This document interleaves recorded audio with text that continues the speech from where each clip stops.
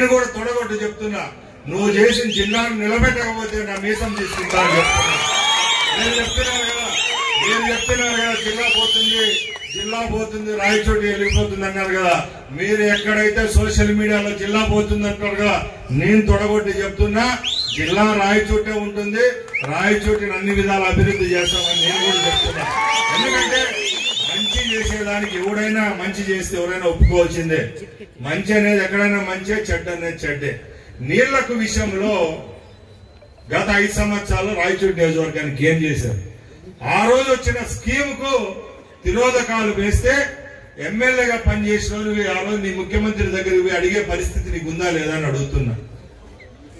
ఆ రోజు నువ్వు నిజంగా నీళ్లు ఇచ్చింటే ఈ రోజు ప్రభుత్వం ఏర్పాటైన తర్వాత పల్లెల్లో ఎక్కడికి పోయినాయి ఆ నీళ్లు? నువ్వు వేసిన బోర్లు ఎక్కడికి పోయినాయి? నువ్వు వేసిన పైప్ లైన్లు ఎక్కడికి పోయినాయి? అంటే ప్రభుత్వం మారతానంటే ముఖ్యమంత్రులు మారొచ్చు, మంత్రులు మారొచ్చు, ఎమ్మెల్యేలు మార్చొచ్చు, కానీ మీరు ఇచ్చిన ఆ రోజు ఇచ్చిన వసతులన్నీ ఎక్కడ మారవు కదా. నీ ప్రభుత్వం మారిన మరుసటి రోజు నుంచి రాయచోటి నియోజకవర్గంలో నీళ్ల సమస్యలు మేము తెచ్చుకున్నోటియా? మీరు ఆ రోజు పని చేయలేదు కాబట్టి ఈ రోజు ఆ నీళ్ల సమస్యలు వచ్చినాయి.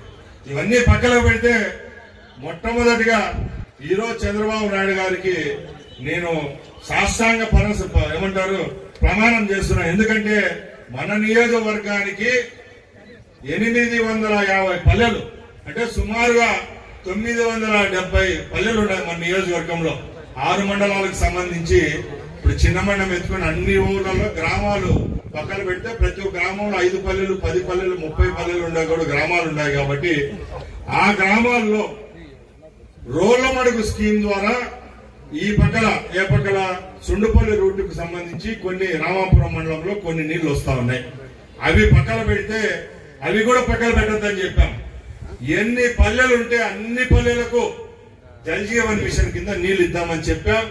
ఇప్పటికే 120 లారీలు వచ్చాయి మన నియోజకవర్గంలో. చూడండి, ప్రతి ఒక్క గ్రామంలో ఎక్కడ పోయినా కూడా నల్ల పైపులు, పెద్ద లారీలు ఎక్కడ పోయినా నిలబెట్టే పరిస్థితి వచ్చిందంటే అది ఈ ప్రభుత్వంలో.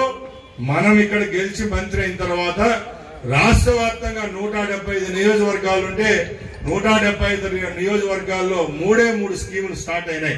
జల్ జీవన్ మిషన్ లో స్టార్ట్ అయితే మొట్టమొదటి స్కీమ్ 1850 కోట్లలో మనమున్నాం.